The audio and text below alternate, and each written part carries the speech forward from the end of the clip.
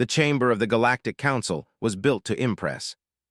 It stretched like a crescent moon, tiers of shining marble and hovering lights, banners of 100 species draped from the vaulted ceiling. Columns carved from stone mined on worlds older than Earth framed the walls, and at the very center, a dais of light held the speaker, a being of shimmering energy whose form shifted like fire and water. Every alien present bowed their heads slightly when it spoke. Every alien except me. I sat rigid at the human delegation's desk, a polished slab of obsidian shoved into the far corner of the chamber, deliberately lower than the others. We weren't given seats in the Ark, not yet. We weren't trusted enough for that. Earth was here only as an observer, a noisy child tolerated at the edge of the adults' table. I clenched my fists under the desk as I listened to them speak. Humans, hissed the archery delegate, scales glittering under the light. His tongue flicked, tasting the air, his voice a rasp of disdain. Unstable, violent, incapable of true diplomacy, they bring nothing but chaos into our council. A ripple of soft laughs and guttural approval moved across the chamber. The Althari envoy, tall, feathered with wings that shimmered faintly, tilted his beak-like head and let out a mocking trill. Their homeworld is still scarred by wars of greed, and yet they demand equal rights within the Accord. Equality, from a species that still kills its own in the streets. A chorus of clicks, hums, and low growls filled the room. Agreement, disdain. I felt heat rise in my chest, my jaw tightening until my teeth ached. I had bled in wars those smug creatures never cared to help us fight. I had watched men and women die on colonies no council fleet ever came to defend. And now, here they were, laughing at us, dismissing us like dirt beneath their talons. Our appointed diplomat, an old man named Rains, his hands trembling, sat beside me, staring at the floor. His lips moved in silence as if praying not to anger them further. He wouldn't speak. Couldn't. So I did. Enough. The word wasn't loud, but it carried. Dozens of eyes, glowing, feathered, scaled, chitinous, snapped toward me. Silence rippled. Even the speaker's shifting form tilted slightly in my direction. I rose to my feet, my voice steady though my heart pounded like a war drum. You speak of chaos, of war, of bloodshed, I said, my gaze sweeping across them. But where were your fleets when pirates burned our colonies? Where were your soldiers when children on Mars choked in the smoke of bombardments? We bled alone. We built alone, and now you call us unworthy because we have not forgotten how to fight. Murmurs erupted, sharper now. The Arcari's scaled lips curled in a snarl. You presume much, human. This chamber is for civilizations, not savages. Something inside me snapped. Savages, I took a step forward. We are survivors. You mock our temper as weakness, but our anger forged steel when no one else would lift a hand to help us. You think we want war? No, we wanted respect, and you denied it. You laughed at it. You spat on it. The speaker's voice rang out, cold and final. Let the record show, humanity's petition for equal defense rights is denied. They shall remain under observation. Any attempt to militarize beyond their quota will be met with sanctions. This matter is closed. Closed. Just like that, it was done. The laughter resumed. Some of the delegates even clapped their claws or hands or wings. I felt my throat tighten, not with shame, but with fire. When the chamber adjourned, Rains whispered to me, voice frail, defeated.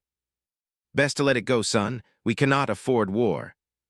I stared at the speaker's throne one last time, its cold light burning into my eyes. No, I whispered. War has already been chosen, not by us, by them. That night, aboard the delegation ship orbiting the council's station, I gathered with men and women who mattered, not politicians, but soldiers. Veterans, commanders, people who had known what it meant to bleed without help. The air hummed with rage, low and steady, like the growl of a beast waiting to strike. They'll never respect us, one general growled, not unless we carve it into their memory with fire. They outnumber us 100 to 1, another warned. Their fleets, their technology. I cut him off. Yes, they outnumber us. Yes, they outgun us, but they don't understand us. They've forgotten what it means to fight for survival. They've forgotten that war isn't about balance or order. It's about refusing to kneel. And when humans fight, we don't stop until one side is ash. The silence that followed was heavy, electric, and then smiles, grim, knowing smiles.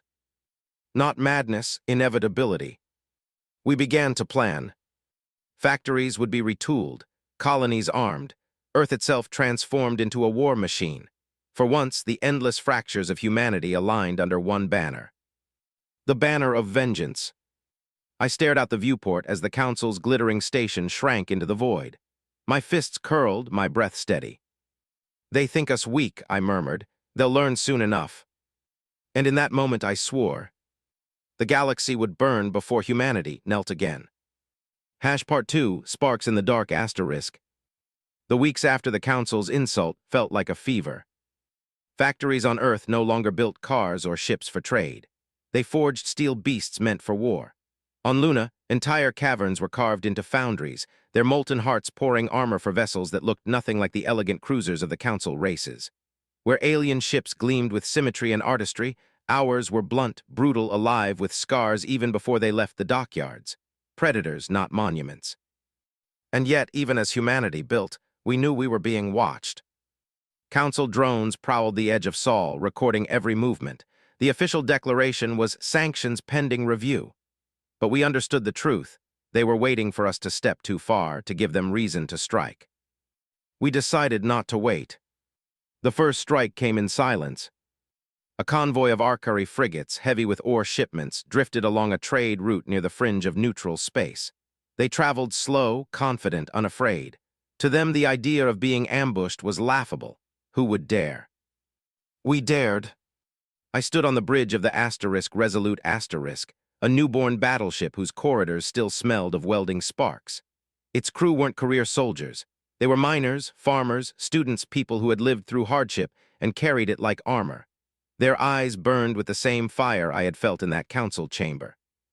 "Convoy sighted," reported Ensign Halloran, voice sharp with adrenaline. "3 escorts, light class, not expecting trouble." "Good," I said. My voice was calm, but my chest ached with the weight of what was about to happen. "Let's give them some."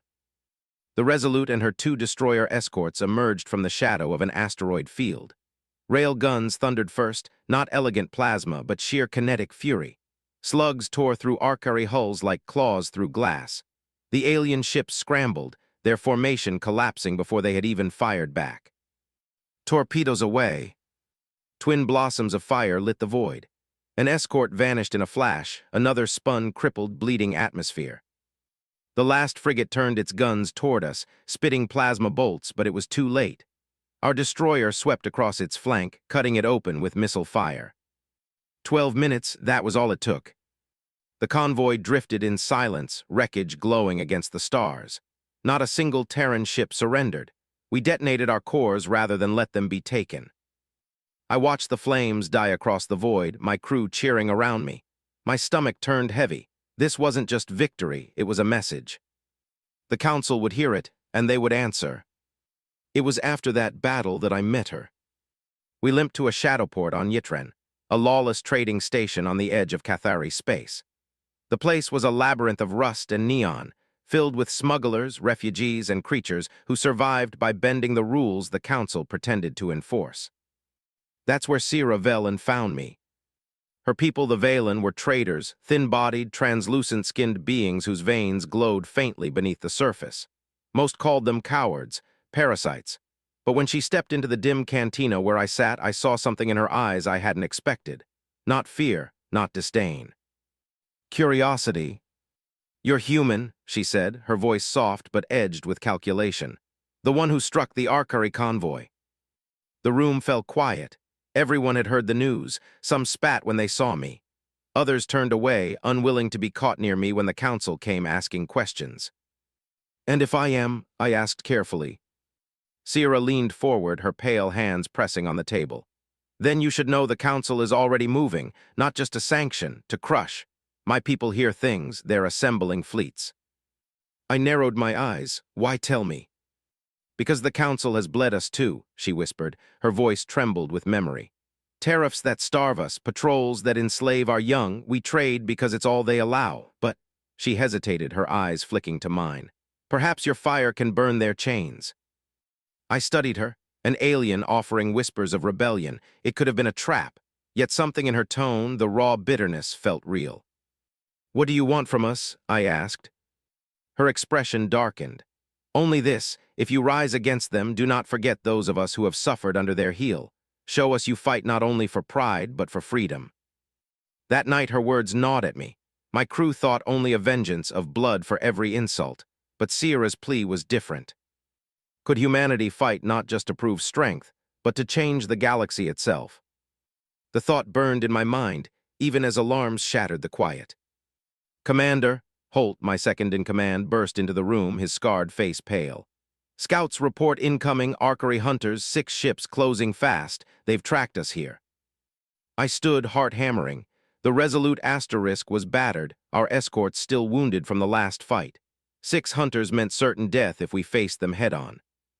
But retreat meant letting the Council's boot land heavier than ever. Sierra appeared at my side, her glowing veins flickering brighter with panic. You cannot fight them here. Yitren will burn. I looked at her, then at Holt, then out the viewport where the stars pulsed with the engines of approaching enemies. Choice burned like fire in my chest. We could run, or we could strike first, knowing we might not survive. I clenched my jaw, every insult from the Council echoing in my skull. They called us weak, I muttered. Let show them what weakness looks like. I turned to Holt, sound battle stations. The Resolute roared to life, engines burning as guns primed. The void lit with the first exchange of fire, plasma bolts streaking past our shields. 6 hunters against 3 wounded Terran ships. The odds were madness. But madness was human territory.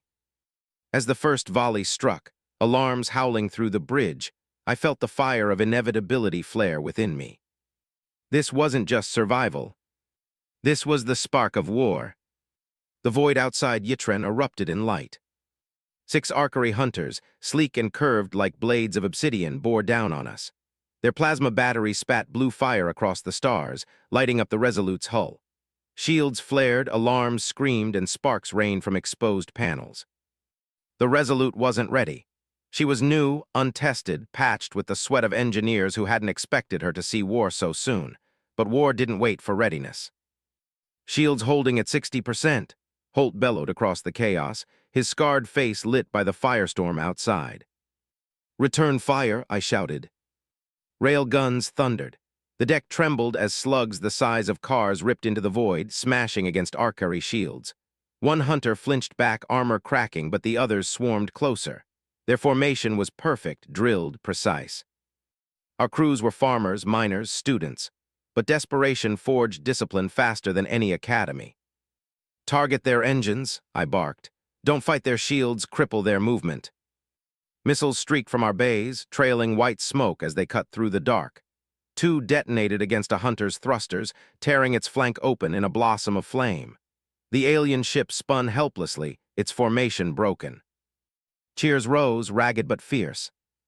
But it wasn't enough. The remaining hunters swept in, plasma bolts carving across our escort destroyer. The vessel shuddered, fire boiling from its hull. The comms filled with screams before silence cut them short. The destroyer was gone. 4 against 1 now, Holt growled, jaw tight. Odds aren't getting prettier. They never do, I muttered. Then Sierra's voice cut across the bridge.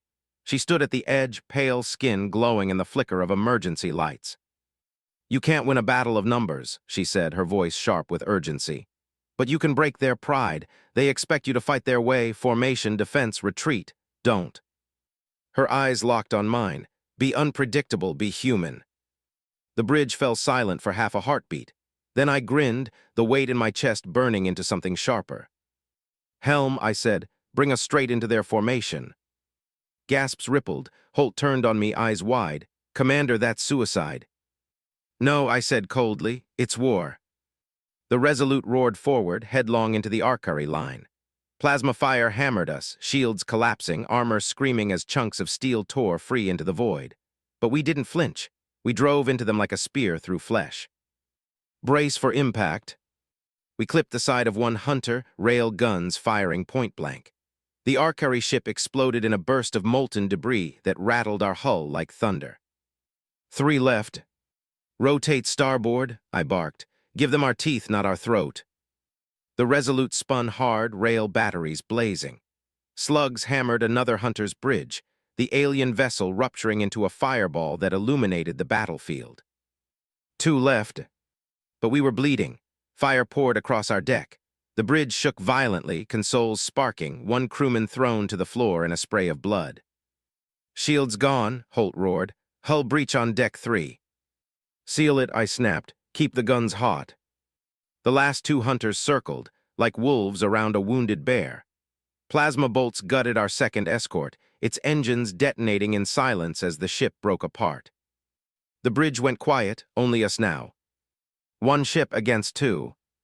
"They'll tear us apart," Holt muttered, voice like gravel. "No," I said, "we tear ourselves apart." I slammed a fist against the railing, my voice cutting through the storm. "Divert reactor overload to forward batteries. Rail slugs at maximum charge." The tactical officer froze, eyes wide. "That will cripple us." "That's the point," I snarled. "If we're going down, we take them with us." The Resolute lurched forward again, its guns glowing with overcharge. One of the hunters dove to intercept, its plasma bolts carving into our flank. Armor screamed, hull cracked, but we didn't stop. "Fire!" The rail guns erupted, the slugs punching through the hunter's core. The ship detonated in a bloom of blue fire so bright it blinded us. 1 left. But our systems were failing. Lights flickered, gravity faltered, the deck tilting beneath us. Smoke choked the air. And then the last hunter came. It bore down on us like a predator, its plasma cannons primed, glowing hotter than suns. The bridge was silent except for the shriek of alarms. My crew stared at me, hollow-eyed, waiting for the order that would end us all. Sierra's voice cut the silence. "Commander," she said softly, "I can disable their targeting. Their systems run on Cathari protocols. My people know their weaknesses, but I'll have to tie directly into your core systems if I fail." "If you fail, we die anyway," I said. Her translucent skin glowed brighter as she pressed her hands to the console. Strange symbols flickered across our screens, alien script cascading like fireflies. Sweat beaded on her brow as she whispered in her own tongue, faster and faster. The hunter's guns charged. "Now, Sierra," I muttered, "now." The alien ship fired. The bolts veered wide, streaking past us into empty void. The hunter's targeting collapsed into static. "Guns," I roared. The Resolute's final volley hammered into the hunter's heart. The Arcari ship split in 2, fire tearing through its spine until it crumbled into silence. The void went still. Only wreckage drifted around us now. Burning hulks of Arcari ships, the broken bones of our escorts, and the battered carcass of the Resolute. We had survived, barely. On the bridge, silence reigned. Crew stared at Sierra, breathing hard, eyes filled with something new, not just shock. "Respect." She looked at me, her face pale and trembling, but her voice steady. "Now you see, the Council isn't invincible, not when their enemies share the right whispers." I exhaled slowly, my fists loosening. The galaxy had just changed. But then Holt's console screamed with fresh alerts. His scarred hands flew over the controls, his face draining of color. "Commander," he said, voice low and grim. "We've intercepted a transmission. The Council knows. They've declared us terrorists, and they're calling for total annihilation." The bridge went cold. I stared out at the wreckage, my reflection in the cracked viewport, and felt the truth settle in my chest like iron. This wasn't skirmish anymore. This was war. The Council's decree spread faster than light. Every broadcast, every channel across the stars carried the same message. Humanity has chosen rebellion. Humanity has chosen violence. Humanity must be erased. They called us terrorists, barbarians, monsters. They showed footage of our ships tearing through Arcari convoys, of human marines storming stations, of wreckage burning in the void. What they didn't show were the centuries of neglect, the sneers in their council halls, the colonies we buried alone. But on Earth, the broadcasts had a different effect. They lit fires. Families who had argued over borders now argued over how fast their sons could enlist. Factories thundered day and night, car plants reborn as shipyards, shuttle docks reforged into barracks. For the first time in centuries, Earth stood not as nations, but as one. The Resolute limped home to Luna dockyards, her hull scarred, her crew hollow-eyed but unbroken. Engineers swarmed her like ants on a wounded beast, welding fresh armor, patching scorched decks. I walked the lower halls, boots echoing over steel. Everywhere I looked, I saw eyes that no longer doubted. Farmers, miners, students, now soldiers. They weren't fighting for credits or honor. They were fighting because the galaxy had laughed at them and because humanity refused to kneel. When I reached the hangar, Holt was waiting. His scarred face was darker than usual, his arms crossed. "They've mobilized fleets," he said without preamble. "Patrol routes are heavier, supply lines are guarded. If we sit back, they'll strangle us in months." I nodded. "Then we don't sit back." The first campaign was born in shadows. We called it Operation Iron Fang. Not a grand fleet engagement, not a stand on open ground. Those were the Council's games. Ours would be different. We became wolves. Small strike groups launched into the dark, hunting where the Council felt safe. Convoys vanished. Listening posts went silent. Patrols returned in pieces. The Resolute led one such strike.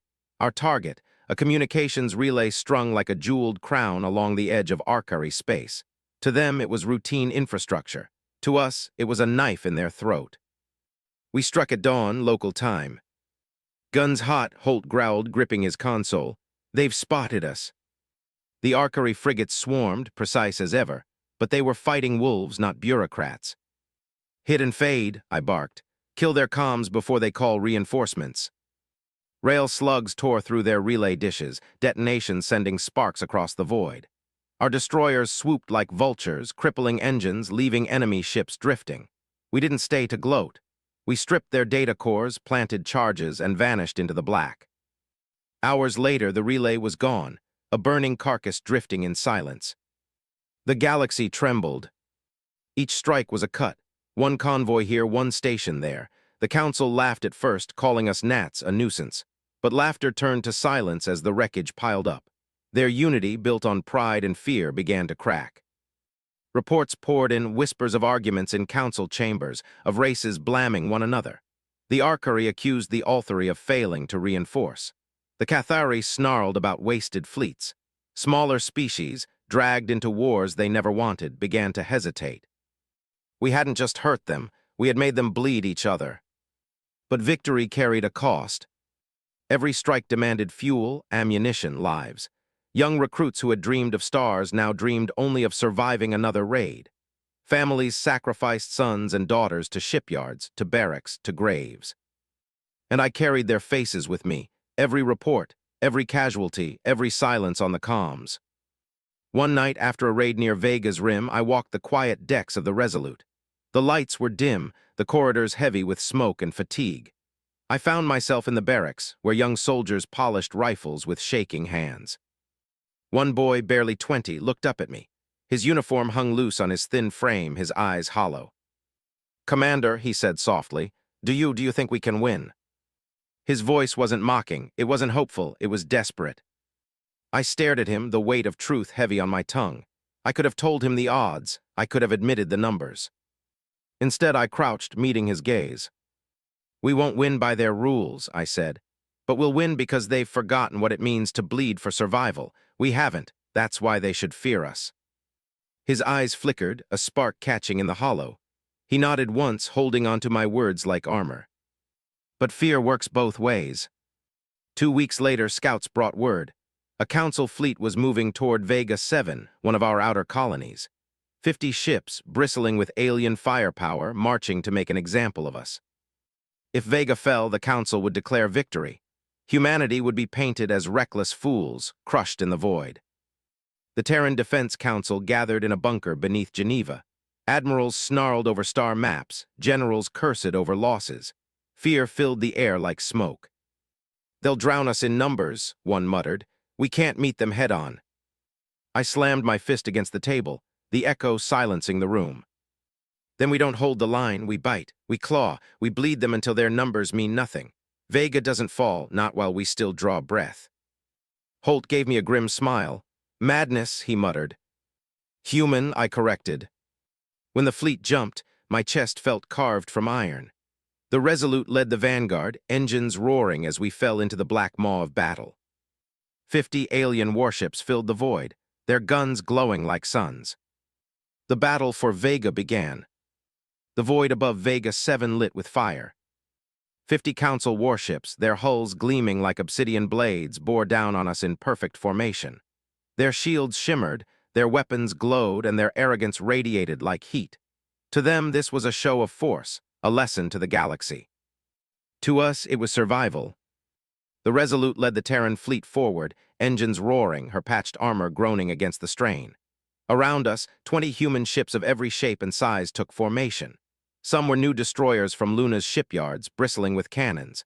Others were freighters crudely retrofitted with rail batteries welded to their spines. None matched the Council's elegance, but everyone carried hearts ready to bleed. "Contact in 60 seconds, Holt growled, his scarred face lit by the glow of tactical displays. 50 to 20, odds don't get uglier. I leaned against the railing, my voice steady though my chest burned. Odds mean nothing when one side fights for survival. The Council fired first. Plasma bolts streaked across the dark, tearing into our vanguard. Shields flared, alarms shrieked, and one of our freighters vanished in a blossom of fire before it could even fire back. "Return fire," I roared. The void shook. Rail guns thundered like ancient gods, slamming slugs into the Council's front line. Their shields rippled, strained, then cracked under the relentless barrage. Human torpedoes streaked into the gaps, detonating in blossoms of fire that sent debris scattering like shattered glass. The Council's formation wavered, but only for a heartbeat.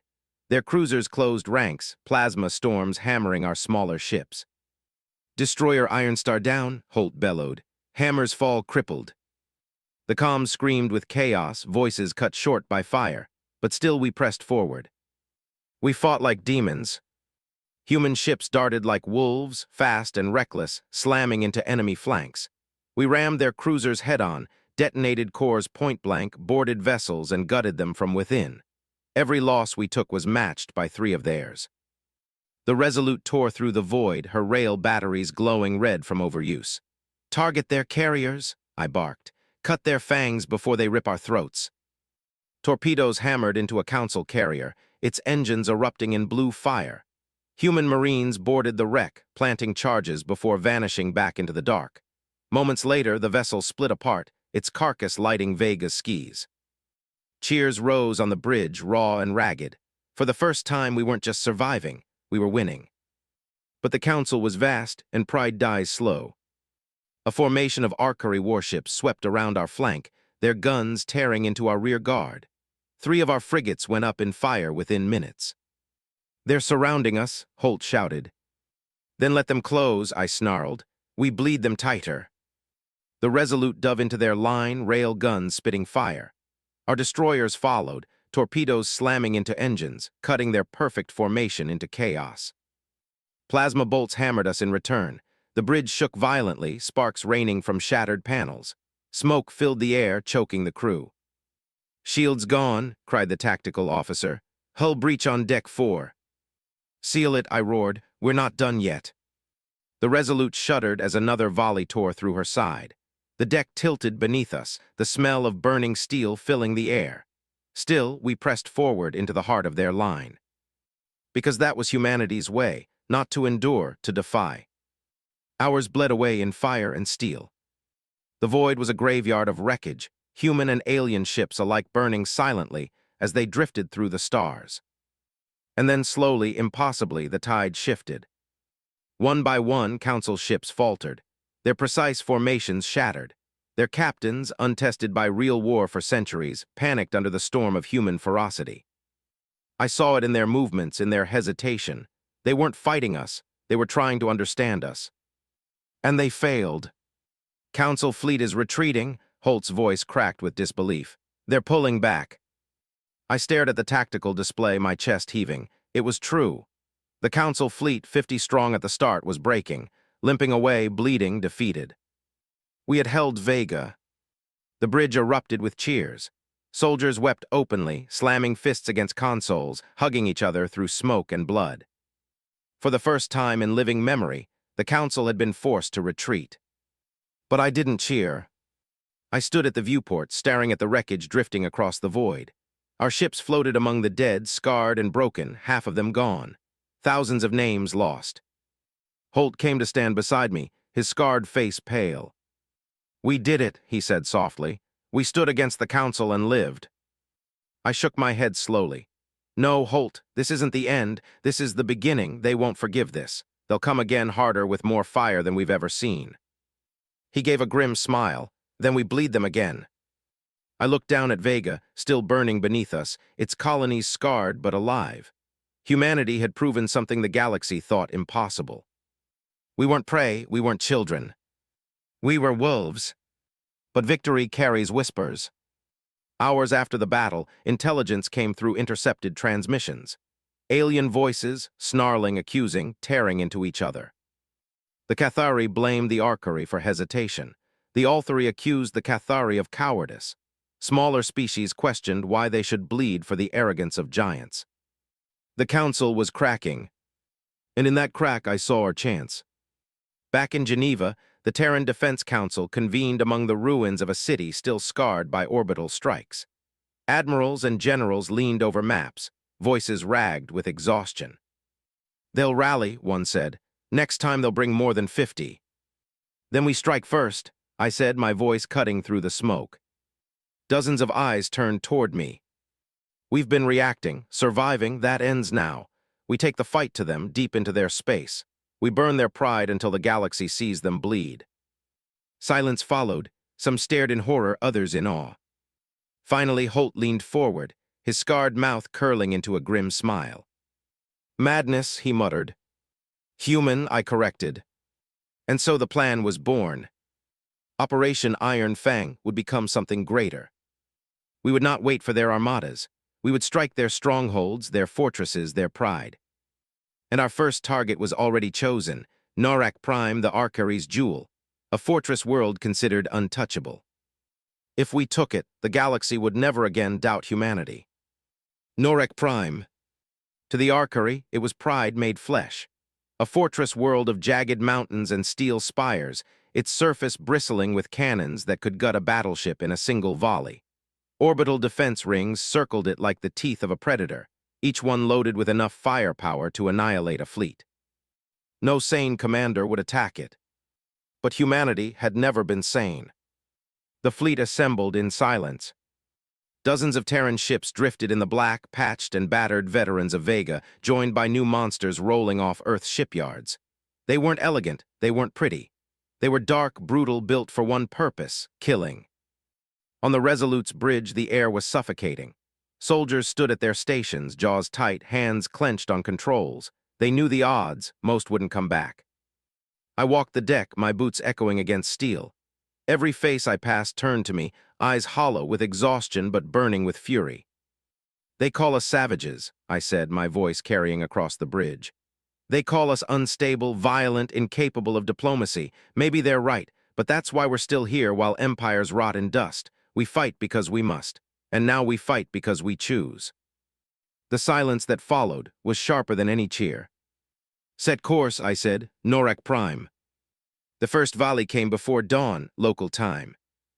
Rail slugs hammered the defense rings, detonating shields in blossoms of fire. Torpedoes streaked into their flanks, ripping open armored hulls. Arcari patrol ships scrambled like hornets, firing disciplined volleys of plasma. But discipline meant nothing against madness. Hit and fade, I barked. Don't give them a line to hold. The Resolute dove between two enemy frigates, guns blazing point-blank.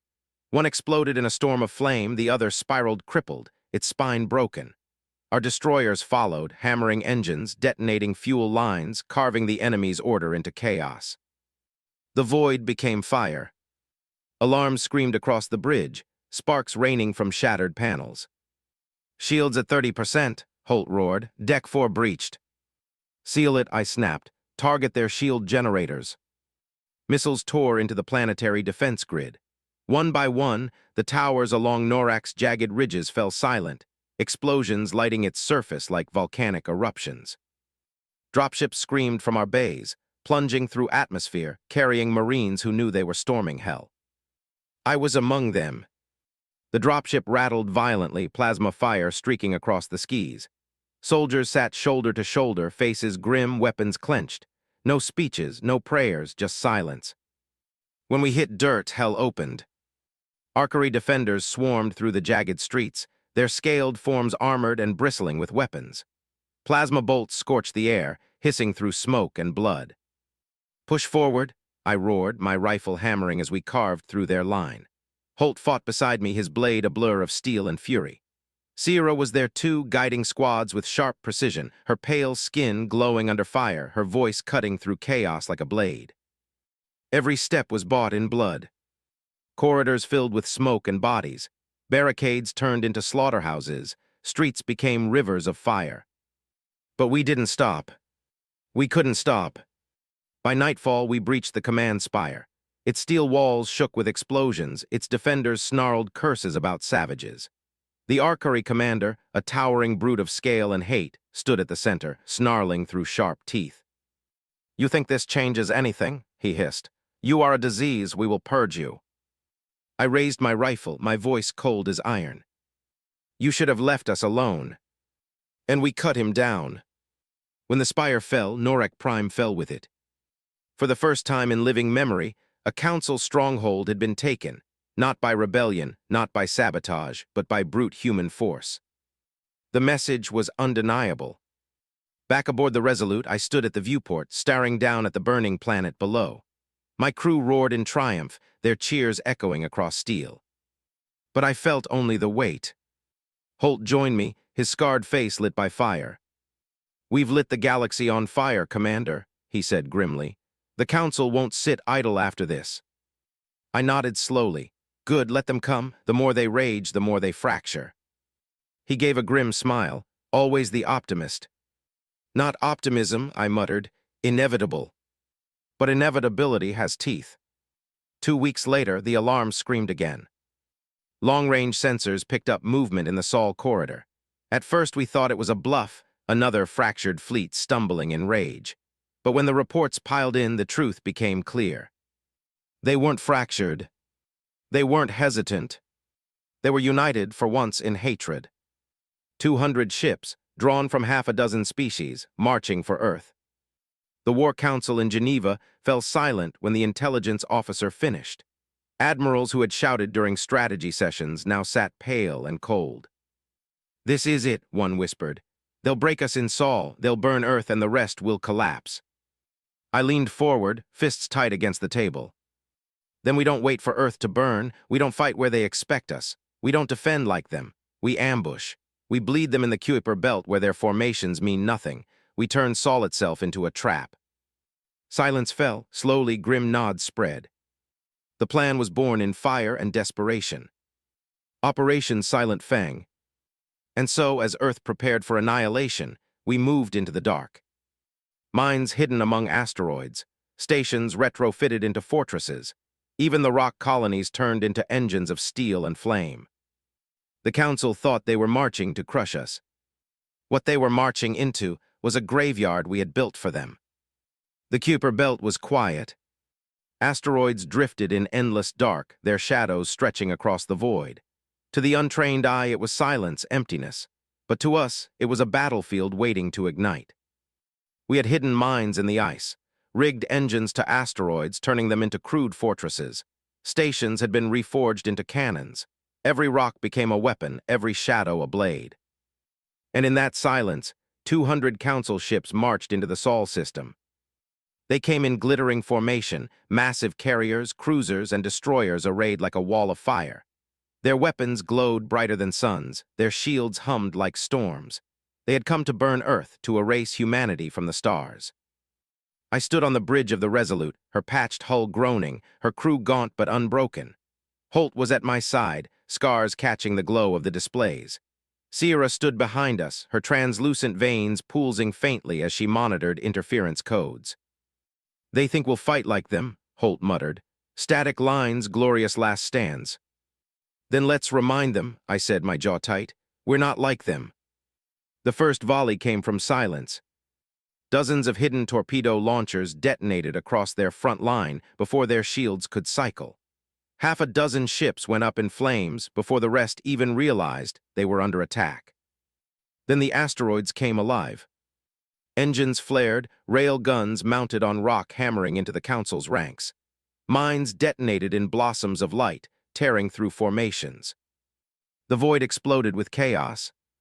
"Charge!" I roared. The Terran fleet surged from the shadows, wolves into a herd. The Resolute led the charge, rail batteries glowing red, torpedoes screaming into enemy carriers. Smaller human ships darted between giants, cutting engines, detonating fuel lines, vanishing into the dark before plasma fire could gut them. We fought like demons, but demons bleed. "Shields gone," Holt bellowed, sparks raining across his console. "Hull breaches on decks 3 and 6. "Seal them," I roared. "Keep the guns hot." The bridge shook violently as plasma bolts carved across our flank. A human destroyer ahead of us took a direct hit, splitting in two, its wreckage tumbling into the void. "Iron Pike is down." The comms filled with screams, static silence. Still we pressed forward, because that was humanity's way, not to endure, to defy. Hours bled into fire and steel. For every human ship destroyed, 3 Council vessels fell, crippled by our madness. We rammed their cruisers head-on. Marines boarded carriers and detonated their cores from within. Suicide drones overloaded engines, plunging into shields until both vanished in fire. The Council had come expecting order. They found chaos. But chaos has a price. Ship after ship vanished from our board. Freighters turned gunships reduced to wreckage. Stations obliterated. Entire wings lost in fire. And still the Council pressed forward. 200 ships had marched in. Even bleeding, even broken, more than half remained. And they were still coming for Earth. The order to fall back felt like a blade to the chest. The Terran fleet limped toward Mars, toward Luna, toward the home we had sworn to protect. The Resolute staggered, her hull cracked, her engines sputtering. The void behind us was a graveyard of burning wreckage. From the command deck, I looked down at Earth. Blue, fragile, beautiful home. And behind us, the Council fleet advanced, fewer now bleeding, but enough to finish the job. The War Council gathered beneath Geneva, the city still scarred from old bombardments. Faces were pale, eyes hollow. Casualty reports scrolled endlessly across screens, thousands dead, entire colonies erased. "They'll be in orbit within days," one admiral whispered. "And this time, no belts, no ambush. Earth will be the battlefield." Silence hung heavy. Finally I spoke. My voice was low, steady, but burning. "Then Earth will not fall quietly." When the Council fleet entered orbit, the sky lit with fire. Dozens of alien warships descended, their weapons glowing like suns, casting shadows across Earth's oceans. Their message was clear: surrender or burn. No one surrendered. The skies erupted. Orbital platforms, welded from the wreckage of our own ships, spat rail fire into the void. Council cruisers hammered plasma into our cities, explosions shaking continents. Towers collapsed, oceans boiled, firestorms raged. On the Resolute, patched and bleeding, I stood at the helm as we dove into the fray. Enemy ships surrounded us, their fire tearing through our hull, but every shot we fired ripped into their arrogance. Marines boarded and detonated cores. Freighters overloaded reactors in suicide charges, dragging alien vessels into atmosphere to burn on re-entry. The sky above Earth became a graveyard of flame. At one point, Holt turned to me, blood streaking his temple. "Commander, we can't hold this line much longer." I stared at the tactical display, at Earth below, at the alien wall above. "Then we don't hold it," I said. "We break it." I ordered the fleet to converge, not to defend, but to strike. To tear into the Council with everything left, no matter the cost. It was madness, it was suicide. And it worked. Human ships rammed cruisers, detonated cores point-blank, dragged enemy vessels into Earth's atmosphere, leaving burning trails across the sky. The Council fleet reeled.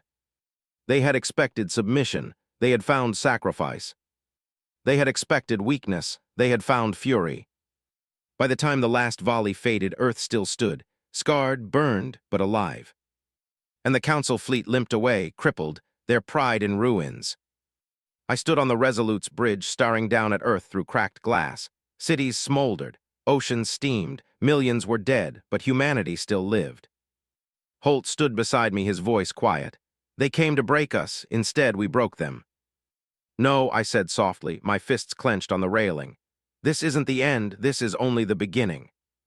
Because the Council had made its greatest mistake. By marching to Earth, they hadn't frightened us. They had united us. And now it was no longer about survival. It was about vengeance. The smoke had barely cleared before vengeance began to take shape. Earth's factories roared louder than ever. Wrecked ships were stripped and reforged into weapons. Volunteers surged to enlist. The Council had come with 200 ships to erase us. They left with half in ruins, their unity bleeding. We had defended Earth. We had bloodied their armada. And now the galaxy whispered the truth. Humanity does not kneel. Humanity does not break. Humanity chooses war.